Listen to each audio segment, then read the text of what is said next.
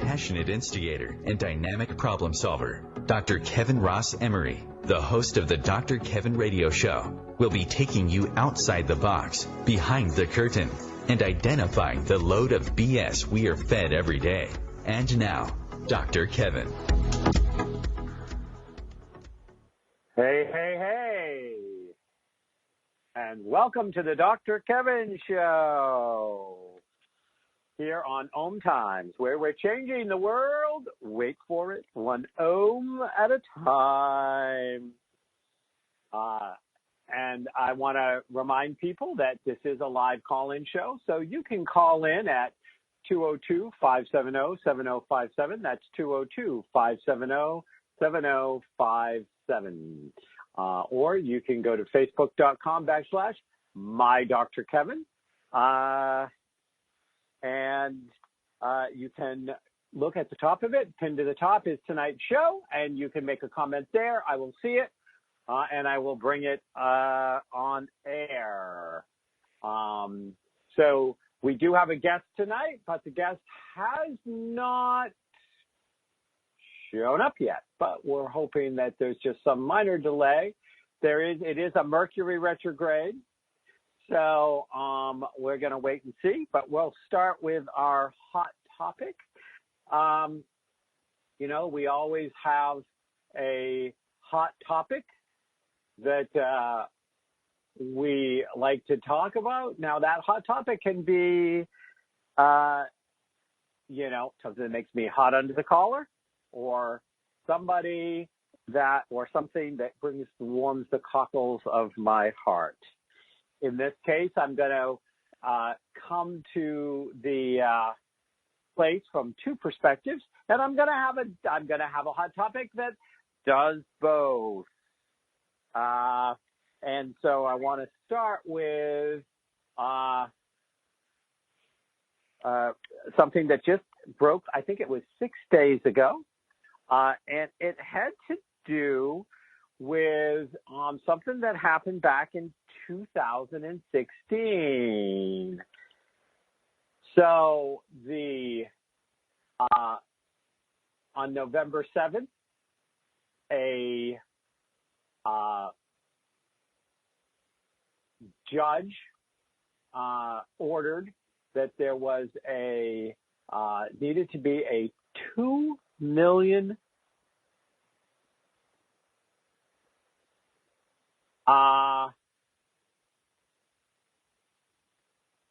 okay. There needed to be a $2 million payout. I'm sorry. I know I'm sounding distracted, but my guest has contacted me on the computer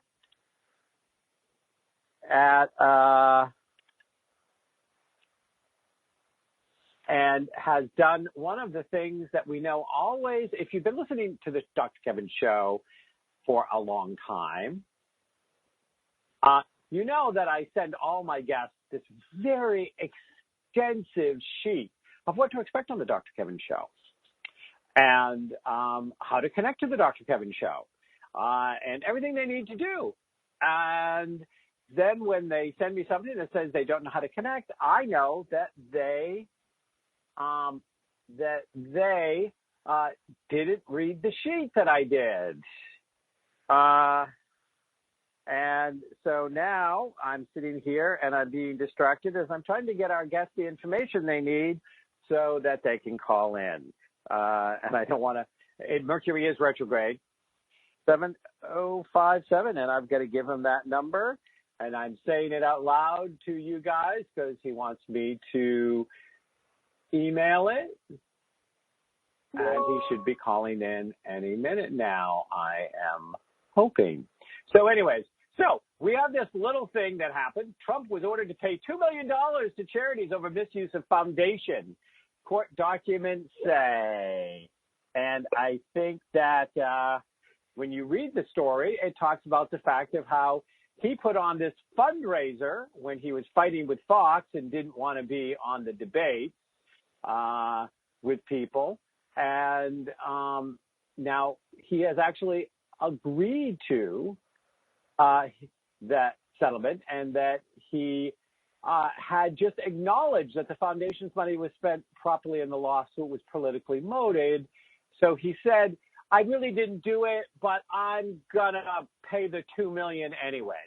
Now, I don't know if something is fishy with that in your mind, but it does kind of sort of strike me as just a little off.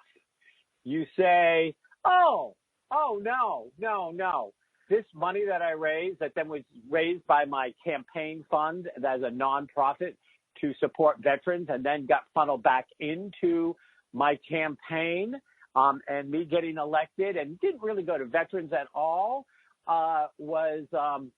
they were all wrong. But I'll just pay the $2 million. No, come on. Aha. So, hello, Bill, are you on the line? Kevin, I am here. Sorry for being a little bit late. I couldn't figure out how to get connected. Don't ask. It's been a long day. I can tell. Yeah. That's all right.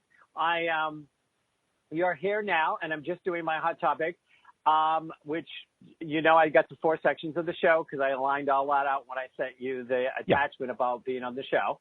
Yeah. So anyways, so the hot topic is, does anybody really believe about the fact that Trump said, I know it's a Trump thing, so I'm hoping not to scare you away as a guest. But don't worry, I'm good. He just settled out for $2 million on something he said he didn't do, which they have found that he did do, and he say, well, I really didn't screw over the veterans and the charities that I raised all that money for, that went into my campaign fund, but I'll pay the $2 million anyways. I don't know about you, but I don't buy that Donald's writing a check for $2 million for something that he didn't do. I mean, he fights over anything. He fights over everything.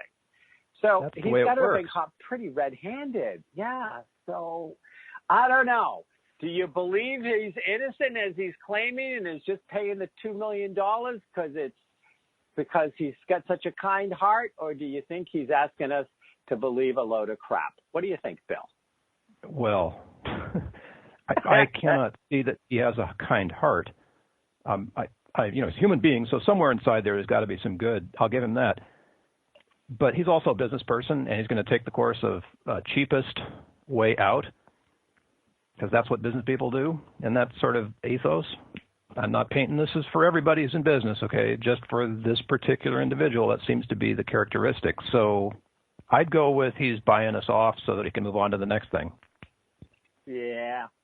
Well, that's kind of how I feel. And we're not big Trump supporters on this show, so it's not a big surprise to my listeners. But I'm politically libertarian here, so. Yeah. Oh, well, there you go. What do you think about what Rand Paul's been doing recently? Oh my gosh! So, libertarians, we get a lot of flack, I suspect that there's more about political gain in the national politics of libertarians than there is anything of substance. So I just have to say, if you're on the national stage, go for it. Whatever allows you to keep your job, which is what it's all about at that level, I get it. But when it comes to individual liberty and the things that really are important to libertarians, not too much of that going on the national stage. Even the Club for Growth has kind of left us behind. No, it's fallen. It's fallen several places down. I think it's now been beat out by the Hair Club for Men. Last time I checked on the list. Exactly. So let me introduce today's guest, who is here. After we've done our hot topic. I'm going to let you pronounce your last name the first time for me, so then I have no excuses when I screw it up every other time, because if I do it, I'm going to give it a shot. Bill Protzmann? Perfect. You're awesome. Yeah. Well, I'm glad somebody noticed I'm awesome. Thank you, Bill. Bill is a man on a mission to raise the awareness of the power of music as self-care. He is a successful IT entrepreneur who holds a magna cum laude degree in piano performance and creative writing. Love it, love it, love it.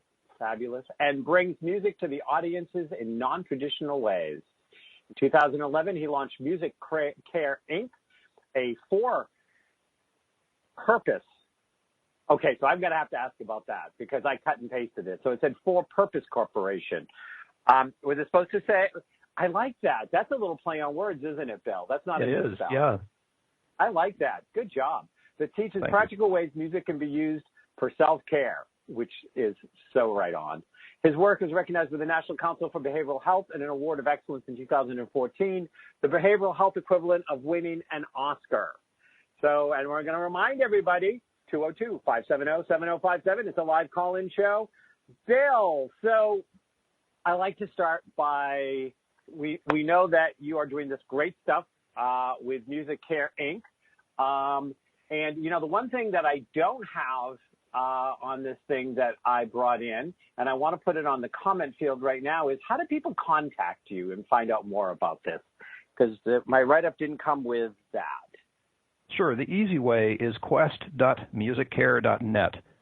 And that's a landing page, but it's also the gateway to an online course and a bunch of free stuff. And you'll find me there. You can click on the thing below my picture that says Bill Protzmann. Will take you off in a whole, there's rabbit holes aplenty for this, but that's the easy way, quest.musiccare.net.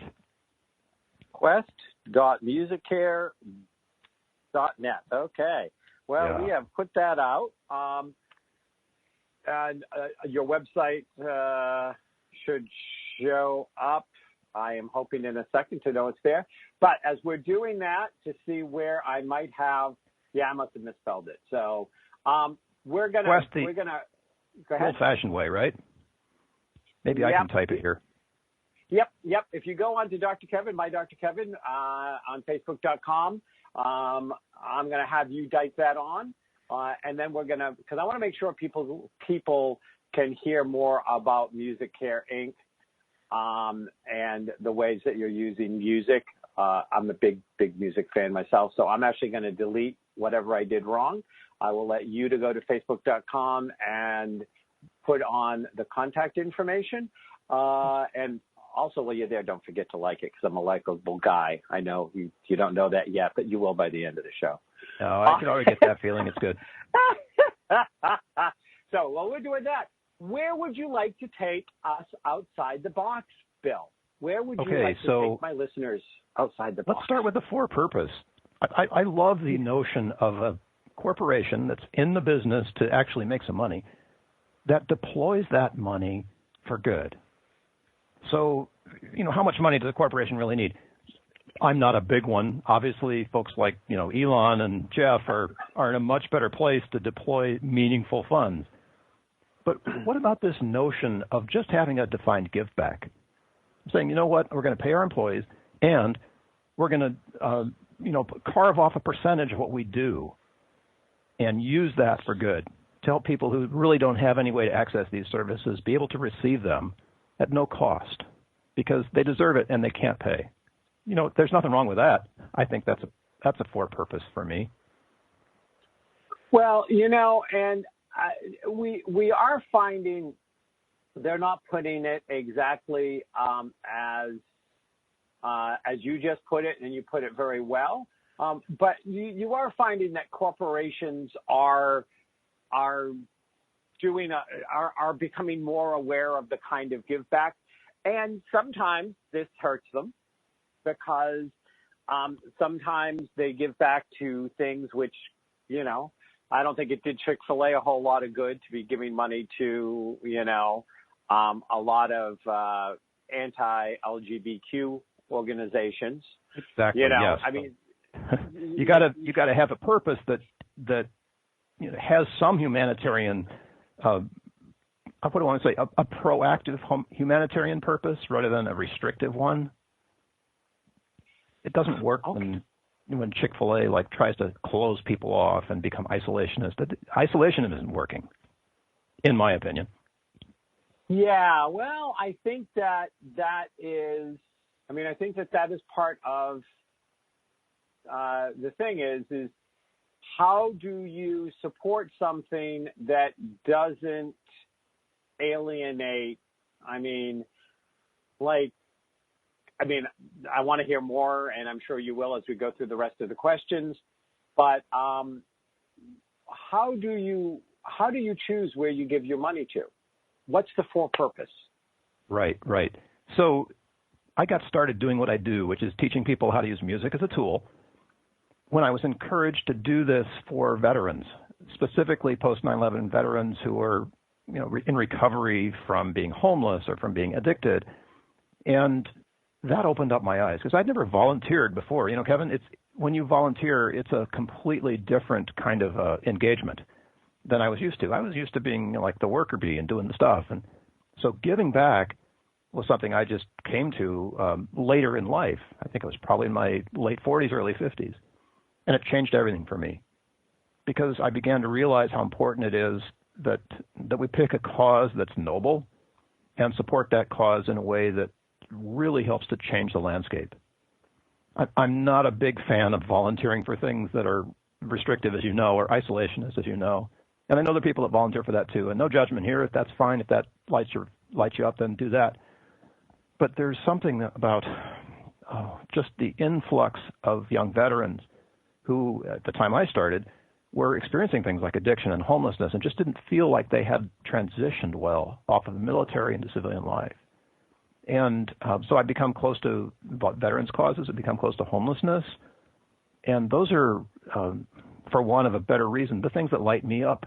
I feel that they're noble causes and that they obviously are issues that are getting bigger and bigger all the time instead of smaller and smaller. And if you get into those volunteer lanes, you'll discover very quickly that the resources available do the right thing and the people who can actually do the work and the needs far outweigh the folks who want to help and the money that's available.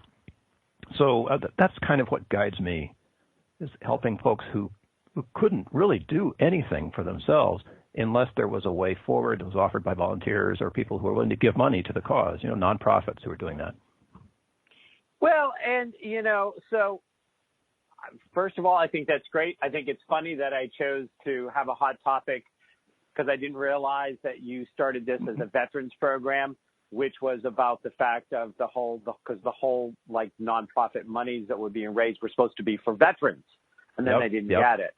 So that in itself, with your background, must have been a little irritating. But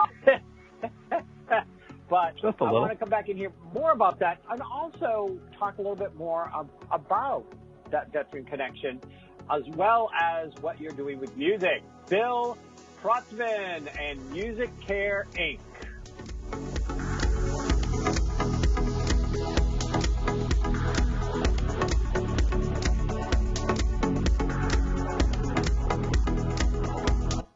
Conscious media for conscious minds.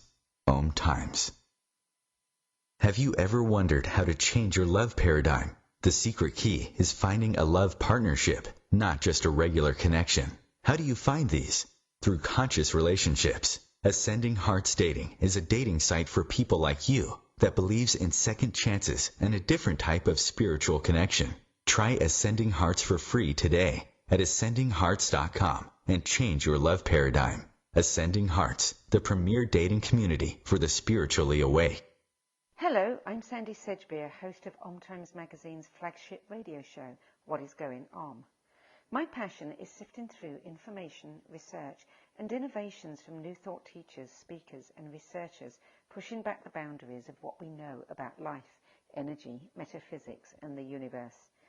I love shifting perceptions about who we are, why we're here, and how quickly impossible becomes normal when we open our minds, expand our awareness, and accept that the only limits that exist are those we place upon ourselves. So if you're the kind of forward-thinking, eager investigator of what lies beyond the current reality that most perceive, why not make a date to come play with me in the field of possibilities at 4 p.m. Pacific Time, 7 p.m. Eastern Time every Thursday, and together we can discover what's really going on. Imagine being fired because of who you love. Imagine being denied medical treatment because of who you marry. Imagine being evicted because of who you are. Millions of Americans don't have to imagine this. They have to live it. Because in 31 states, it's legal to discriminate against LGBT people. Get the facts at beyondido.org. Brought to you by the Gill Foundation and the Ad Council.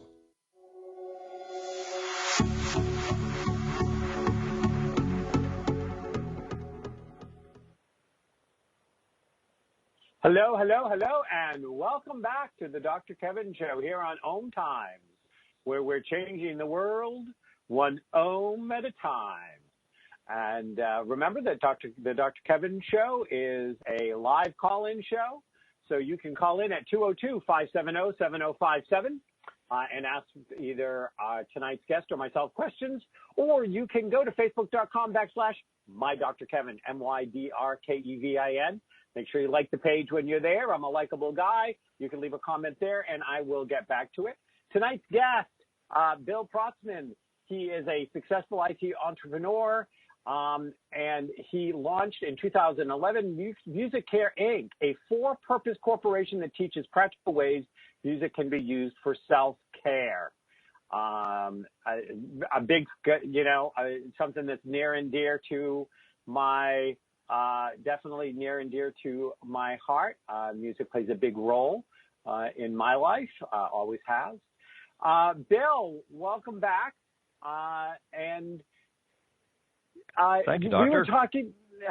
We were talking about that you started this as a volunteer program with vets, and that they came back and they needed a lot of help, and that help was only being offered through what they could get through nonprofits.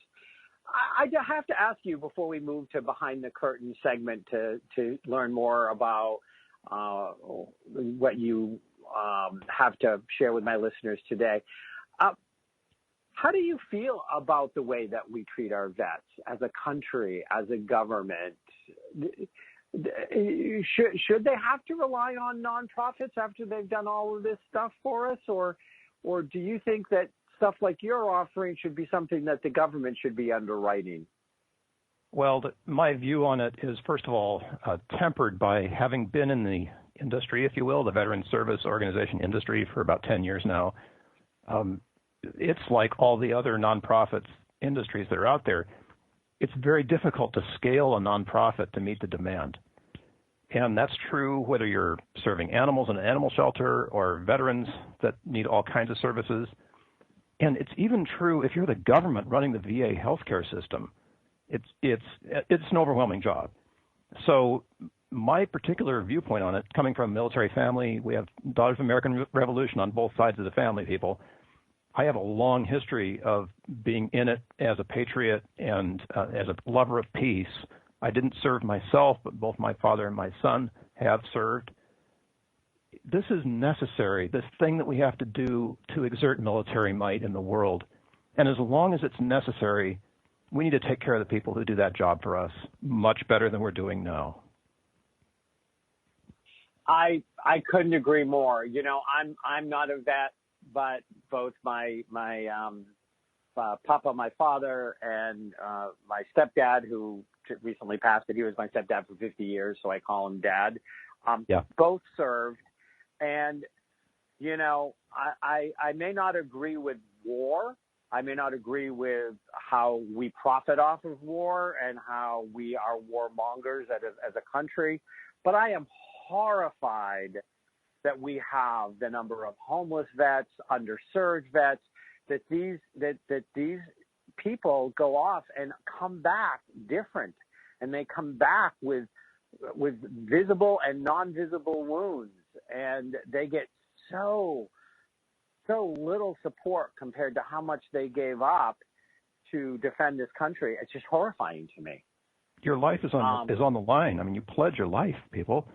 That's huge. And we certainly owe that, Yeah. I mean, my favorite guy in the political stuff these days is Pete Buttigieg, because and one of the things I like is he served. Yes. He was there. And he served at a time, wasn't he, in Don't Ask, Don't Tell, in that uncomfortable period? Yeah, yep. Come on, guys. We're making issues out of things that aren't supposed to be issues, right? And I think Mayor Yeah. Pete is shining some light on that for people to know, right? To understand. Yeah. Yeah. You know, he signed up, he volunteered, you know, and knowing that he could not be who he truly was, but his sense of honor and need to do service, you know, put him in that uncomfortable situation, and he did his job. And then, you know, and I don't know, and he never had a bone spur. I don't know what that is all about. Anyways, so let's go behind the curtain. Perfect. And I haven't done this for a while on the behind the curtain, Bill. You're going to be up for this. I'm going to start this segment with a quiz. And the quiz question is, from what movie came this line? Ignore the man behind the curtain. Well, hello, Dorothy. I was going to say, it would be really sad if my music specialist didn't get this one. Really? I mean, I'm like frightening because I don't have the greatest memory, but that one I know. So Wizard of Oz, let's call it what it was. And who was the guy? The actor who played the wizard. Oh, the actor. Who played the wizard? God, I'd have to look it up. Yep. But behind the curtain segment is where we expose people to a truth that we think that they're not getting. And obviously I'd like you to do it in a way that helps us understand better more about music care and the work that you're doing. But expose a truth, because let's face it, the truth about the Wizard of Oz is he was a shyster from Kansas that got lost. Yeah. Yeah, and he was hiding behind the great and powerful Oz. A big message for us right now with what's going on in this country. So tell us, behind the curtain, what truth do you want to expose my listeners to? The easiest one to grasp is that if you're using music to interfere with feelings you don't like, you're doing it all wrong. Want me to say that again? I got it the first time, but it was extremely powerful, and I'm going to invite you to say it again. Sure. So if you're using music to interfere with feelings you don't like, you're doing it all wrong. Mm-hmm. Now that's sort of, as you noticed, it's a mind bender, mm-hmm. but we're designed to feel stuff, and if we deny ourselves our feelings, the psychologists tell me that isn't good. But from personal experience, I can tell you it's really destructive. And there's another way. We just have to change our mind and invite music to join us with feelings we don't like so that those feelings we don't like leave us. They're just emotions. They're just brain chemistry, right? It's going to change. So why not allow them?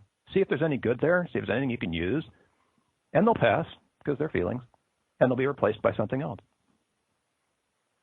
You know, I have to share this, and again, you know, like I said, you've got a big fan club here on the Dr. Kevin Show. My saving grace in what was a definitely painful and abusive childhood was discovering Broadway and songs that I could sing that would help me get the emotions out. I would learn these songs. I would sing to the top of my lungs, and of course, I'm giving my age away, which I don't hide anyways. But I would be singing things like, you know, "Don't Rain on My Parade," yep. and "Before the Parade Passes By," oh, yeah.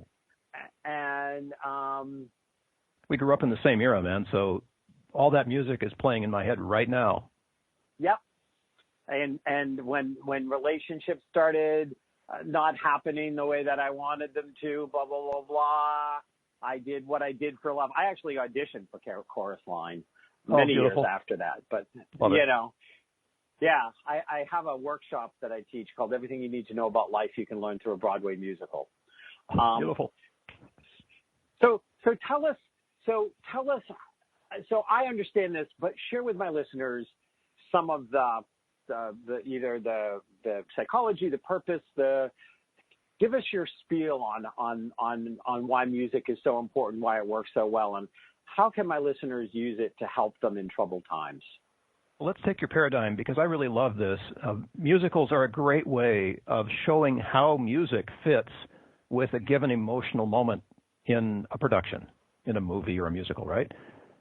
So the one that's ringing in my head is one that maybe a lot of people haven't seen, but Into the Woods is a fantastic musical. If you get a chance to see that or even watch the movie, there's so much power in that. But let's take, as long as we're there, how about The Wizard of Oz? There's so much richness in how that music informs the action in the musical itself. But more than the action, the music is there to help guide us emotionally. We need to feel the sort of hopelessness that Dorothy has when she's singing Somewhere Over the Rainbow in the gray and brownness of Kansas, right? We need to feel that. We need to feel how much she wants something more. And that's done with music. The music is probably the greatest song ever written. I've heard people say Somewhere Over the Rainbow has this amazing emotional arc that it opens up for us. It takes us from this, like the first note, somewhere, it's this giant octave leap. And when you get an octave leap like that going, that makes chills go down your spine. That's huge for a voice to do that. It's huge to hear it. And it's designed to open you up to some potential. It opens the envelope. And then, of course, as you progress through the whole musical, she finally gets it right, and she realizes that she is off to see the wizard. And that's a happy, buoyant, bouncy kind of a song that gives you the start of a journey, the anticipation, the hope. All of those feelings come in with that music. And then, of course, there's troubles and trials and tribulations along the way, too, right? And we need to be able to experience those and feel that experience, what it's like to want something very much and not have it, but to feel like you can get there if you just keep trying. You know, that message of hope runs all the way through.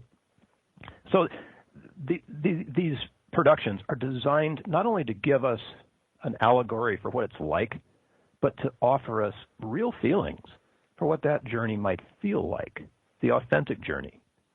And, you know, you just can't take a journey without feelings. You could see a silent movie if it was totally silent, but there would be an emotional component missing. And This is the invitation in musicals, right? To give us the feel, to give us the authentic feelings that we can then experience. I've been teaching various New Age spiritual classes I've been in full-time practice for 30 years now, and I teach different various levels of psychic development and things like this. And I have whole segments I do with music and songs. So beautiful. Yeah, to both open up the psychic, to be able to use, and also I use it with my healing students when I train, when I teach. I have a number of healing modalities that I've created and I teach, and that whole power of how healing music can be and how much it can help you find a way to express what was stuck inside. Yeah. Even if that stuckness is like saying thank you and meaning it. Yeah. You know what I mean?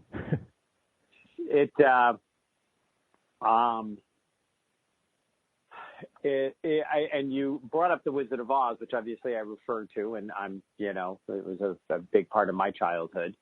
But also that self-deprecating, if I only had a brain, if I only had a heart, if I only had courage. How often do kids, or I would say even the vets that you work with, have a moment when they feel stupid about something, or that's part of being human too, right? Yeah, and or feel like that fear has got the best in the game, or the best hand. But you can sing those songs, and you can see yourself pushing through and past. At least I can. Yes. With practice, anyone can do this. The trick is to acknowledge it fully when it happens. I don't think the Wizard of Oz would be anything like the movie that it is if it had shown up without Somewhere Over the Rainbow, for example, or actually any of the songs. But the idea there is to is to help us on the emotional ride. And if you're experiencing fear and you decide that you're going to interfere with that, sorry, probably a bad pun, but if you're experiencing fear, the idea is to experience fear. I mean, imagine going to a scary movie and not being scared. That would be disappointing. But when fear comes along, it's just showing up to propel you towards something else. But you can't ignore it. You've got to integrate it, be part of it, and allow it to be there. You don't have to go and act out on it. Let it, create shivers down your spine. That, what do they call it, ASM? Let it have a full effect on you. And you'll discover that the power of what you thought was a negative emotion is actually quite positive, because it can animate you to do amazing things. Find a brain. Yes. to find the courage. Yes. Yeah. And to have a heart. And to have a heart and know that we all have one, which is a wonderful another message in the, when he said, now I know I have a heart because it's breaking. Yeah. So much. And, go ahead. We can join with, there's this connectivity, this glue that is in music that pulls us together, it pulls us in. There's no reason at all why when you hear the music that inspires you, you don't allow that and allow what happens as a result of it. I was at a concert once, Crosby, Stills, Nash & Young, one of the last times they all played together up at the Hollywood Bowl here in California. And the last half of the concert, everyone was there standing, holding hands and singing along. It was for 90 minutes. It was incredible. And how can you not? How could you just stand there isolated when everyone else is responding to this music in that way? Well, and sometimes it helps us reconnect with a younger version of ourselves who first heard the song or had that experience, or how many experiences do we have connected when we hear a song that we remember that maybe it was a song we were hearing the first time we fell in love, or when any number of life-shattering, life-building, life-flowing events happen. And that song always brings us back in some way, shape, or form, depending on how often. Obviously, we listen to the song, but, it does. It connects us back. And sometimes listening to the music of a younger you makes you realize how far you've come. And sometimes it reminds you of who you were, and in some ways may still be, but life got in the way. Yeah. You brought this up a couple of times, and so let's go into it for listeners. How do you reclaim a song that you love, but that has a memory around it you don't want? Like a breakup song, or even a love song that was like your love song, and then you broke up, and now the love song always has this bad memory that's sort of tainting it. Have you talked about that with your listeners yet? No. And we're going to be going on break any minute now. The music will be coming up to tell us we're on break. But when we come back, I am assuming that that's a topic you'd like to cover. Oh, yeah. Let's go into that, see what happens. Yeah, let's go do it. And there's our ongoing music. Bill Protzmann of Music Care, Inc., a for-purpose corporation that teaches practical ways music can be used for self-care. If you come to facebook.com/MyDrKevin, you're going to find all of his accounts I could grab quickly and post underneath the comment to make sure you can find Bill, because we'd like you to find Bill. And we'll be right back. The Real Conscious Connection. OMTimes Radio. IOM FM. The number one reason girls drop out of school in sub-Saharan Africa is lack of access to feminine hygiene products. The Pads for Schoolgirls Project, an outreach of Humanity Healing International, is changing this paradigm by setting up sewing programs at schools, teaching girls a vocational skill, while producing the reusable pads that help keep them attending classes. The girls pay it forward by making and giving pad kits to other girls in need. To learn more, visit humanityhealing.org. Humanity Healing is where your heart is. More than 24 million Americans have an autoimmune disorder, and that number continues to grow. I'm Sharon Saylor, and I'm one of those 24 million. To put that number in perspective, cancer affects about 9 million and heart disease up to 22 million. That's why I've brought together top experts and those thriving regardless of their diagnosis to bring you the latest, most up-to-date information. Join me, Sharon Saylor, Friday night, 7 p.m. Eastern, for the Autoimmune Hour on Life Interrupted Radio to find out how to live your life uninterrupted. 911, what is your emergency? The kid shot himself. All right, where's the wound, sir? 911, what's your emergency? Please help. My son shot his brother. 911, what is your emergency? 911, please state your emergency. Every day, 8 kids and teens are unintentionally killed or injured by loaded and unlocked guns. It wasn't locked. Learn how to make your home safer at endfamilyfire.org. Brought to you by the Ad Council and End Family Fire.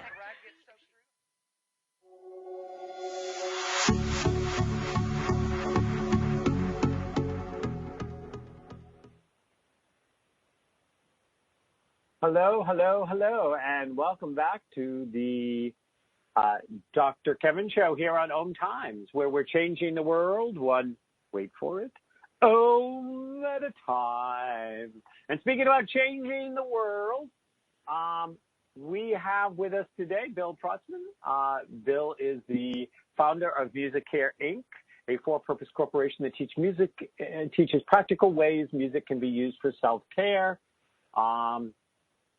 He started by, he's got a magna cum laude degree in piano performance. I can get that out. I can do alliterations, really I can. And creative writings, and brings music to audiences in non-traditional ways. We are talking about how to break a negative link to a favorite song that may be attached to, to a negative experience. Bill, I'm going to let you open up this conversation, and then I'm going to jump in at some point, I'm sure. Go ahead. Love it. So the idea behind music that you love, but you have to reclaim because it's got some sort of negative memory around it or some negative energy around it, this is something that's actually a very simple process for human beings. The music is not something that is part of us, but the emotions are part of us, and they're a very deep part of us. If it's been a love song, if you've been that close over a piece of music, that's really dialed in. That's really yours. You really own that. And, of course, you own all the memories that go along with it, too. So the trick is, how do you release the memories? There's a technique that people use extensively with veterans dealing with post-traumatic stress and with others in trauma therapy. I've used it in my own trauma therapy, and it's called EMDR. Basically, what you do is you want to create a highly active communication pathway between the two hemispheres of your brain, left and right. And I'll get into the science on a minute. But it turns out that to do that, all you have to do is stimulate the left and right side of your body in some way, and you can do that either by shifting your eyes left and right, which is why it's called eye movement, desensitization and reprocessing.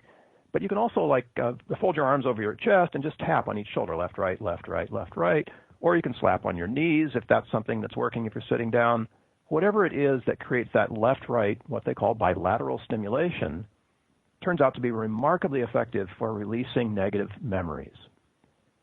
The science is trying to explain this, but if you think about the kinds of things you do in your life, it turns out that walking is a great way to start bilateral stimulation. Makes sense, right? Left, right, left, right. There are other obvious things that are going on. So while you're doing that bilateral stim, you want to bring the big emotional moment to what you're doing. And you can do that by listening to the song. It's really simple, because when you listen, your system will respond with all of the emotion and all of the memory that's in that music for you. And by bilaterally stimulating, it releases the negative component of that emotion, the negative component of that memory. The stuff that triggers your trauma, trips your triggers, that stuff just disappears. Isn't that weird? I mean, that's just totally simple, right? Yeah. And I'm familiar with EMDR. EMDR. I'm still trying to get out, piano performance. But get this. Musicians, our job as a musician is to make big memories, or to make big emotions happen and create big memories. So if you're the one who's singing on stage, right? Your job is to convey emotional content. And you can't do that if you're emotionally flat. It won't work. It'll look like a bad actor, right? It's just not satisfying. My job at the piano, if I'm to perform for you, I want to make sure that the emotional content of what I have to give you is present in the music. The only way I can do that is if I have those big emotions available to me inside me that I can use. Well, that's part of practice of the piano. You practice the emotional content as well as moving your fingers. You practice the emotional content when you're singing as well as the technique of producing the sound. The exercise of doing that at the piano, guess what? It involves both your hands. Left, right, left, right, left, right. Bilateral stimulation, it's happening. I've been doing this since I was a kid. And I didn't know what it was called. All I knew was that I had this emotional content and I could bring it up satisfyingly at the piano and it would flow through me. So when my therapist was having me do EMDR for the first time, all of a sudden I realized what was going on. Not only was it having the effect, but it was a familiar effect. It was an effect that I'd been practicing all of my life. Like from when I started to learn the piano, my first songs were left, right, left, right. So I stopped the session and I said to my therapist, I explained what was going on, and then her jaw dropped. And she's like, oh my gosh. So we had this aha moment where I realized how much the practice of music had been connected to my own self-care. It had been minding me for all of my life. Now it's called EMDR, and there's science and whatever. That's great. But you know what? That science has been around for musicians since we were banging on logs, drumming on logs. And yet here it is today. It's still present, and now we have evidence, and we can call it, evidence-based and all of that. But it's the same thing. And if you use that with music, oh my gosh, music is all about big emotions. You don't even have to think about this. Just start doing the left, right, bring up the song that you love, and allow that song to play. And maybe there are emotional components that come up for you, and maybe it's tears, or maybe it's anger, whatever it is, allow it. Just let it happen. And when you feel like you've finished, then you're done for now. And that music will have lost its negative aspect, and it will just be empowering, beautiful music for you. If it takes more than one try, keep on playing. Well, it's interesting because as somebody who has used music as a processing tool and has done some stage singing, I'm not a singer who acts, I'm an actor who sings because I perform all my songs. And the act of the performance gives me that similar experience. You got it. I perform the song, I get it out, I let it go, and in that I can draw on whatever emotions that I've had that are similar. Because we were talking about breaking the negative link between an emotional song that might have a negative connotation with you, but you love the song and you'd like to take it back, so to speak. Reclaim it. Yep. And that in that you can, but I'll reclaim the song in singing it, but I can also perform that song by the very fact that I am changing it. I'm changing my relationship with it. So I'm drawing that up and I'm doing it and things like this. Now, do you find in your work using music as an intervention for distress and depression? These alliterations, you're just going to get me with those tonight, aren't you? I am, writer. A big fan of yours posted something. He's not asking any questions. He's just making comments. William Lee, thank you for the comments. Love this show. Love this purpose. Really great to be here as a guest. Oh, is that you? Oh, that's me. Wait a second. Yeah. Oh, okay. I thought William Lee was somebody else because it didn't have your last name. Okay. I masquerade as William Lee on Facebook so I can give Bill Protzmann to the business side of stuff. Oh, okay. I understand that one. I have an alternative name on Facebook as well, which I won't say because I don't really want it on my radio show. That's why I have it. I only have my closest friends and my family that connect with me there. But anyways, do you find that it is highly, highly personal, or do you find that there are actually genres of music that work best in different areas? If I said to you, I am dealing with anxiety, and I don't have a song per se that to me is an anti-anxiety song, maybe Ding Dong the Witch is Dead, if I could change the lyrics. That's where you're going. But what would you say the genre would be? I mean, or don't you do it like that? It's like that, but it differs because all of us sort of have music we love, and that tends to be era related. So the era where you and I grew up is a different era than when our parents grew up. Different popular songs in those eras. And of course, I'm all mixed up because I found ragtime as a fifth grader, so I had to start over, and I've been catching up ever since, getting on top of it all. So it really starts with the music you love. So I'd be asking you, for example, so you're feeling anxious. Do you have music to support your anxiety? Not change it. I'm going to say no. It. Yeah, so that's an opportunity because together we can then go and explore songs that not that make you anxious, but that allow you to feel anxious. There's a difference. And I don't know what those songs might be. Do you like metal? Is that something that's in your space? Or no. Metal tends to, most of the time, irritate me. Okay, so you don't want an irritational. You just need something that makes you anxious. Like, I don't know, something that makes a lot of us anxious right now in America is patriotic music. Yeah. Patriotic music makes a lot of us anxious these days. I wonder why. But you want to get music that sort of works with you on that level of tension. And there's a lot of tension and anxiety, right? So you need music to allow that and really get you solid in anxiety. Why is that a good thing? Because who wants to carry around a bunch of unexpressed anxiety? Better to let it go, right? Let it come up, let it be fully felt. And it will leave you like an emotion. That's what they do. They come and go. We're not joyous 100% of the time. Joy is something that happens every so often. And, I mean, looking around at the spectrum of emotions, we like joy. We don't like anxiety. But let's take judgment out of it for a second because as emotional creatures, our emotions are non-binary. They're not right or wrong. They're just there.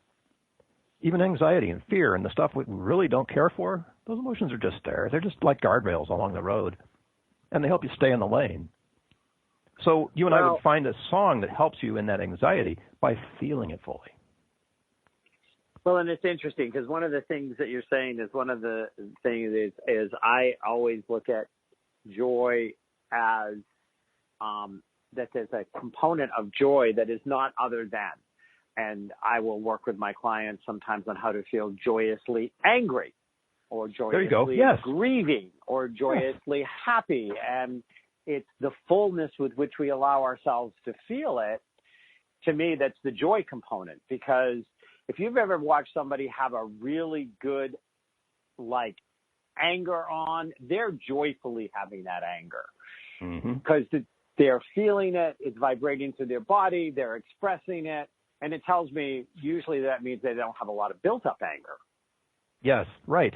You're not carrying around a whole bunch of leftover unexpressed anger. Yep. They're not sending in a nuclear bomb to, kill the rat that's in the basement. Right. They're emotionally appropriate for the situation, which is never meant to limit people, but it's very telling when people can't be emotionally appropriate, whether that inappropriate is not allowing themselves to feel any of it, or it's 10 times more than it should be. Yeah, it leaks out all over the place if you don't express it. Yep, yep. It's got to come places. And you're so wise, because we can feel joy and anger at the same moment, or sadness and happiness at the same moment. I mean, we're emotionally complex this way, and the non-binary nature of emotions is exactly that. That's the richness in them. It's like blending colors on paint. You can have all the blends of the feels.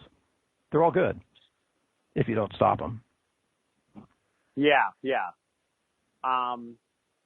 Well, and this is one of the things that makes me sad is how quickly schools are willing to underfund or cut music programs. Because if you've ever had a group that needs to have music as a release, it's a bunch of hormone-ridden teenagers. Yep. And to have a way to blow off some steam with better with a saxophone or a trumpet or a clarinet or a set of drums than with an AK-15. Oh, truly. Much better if you're playing music.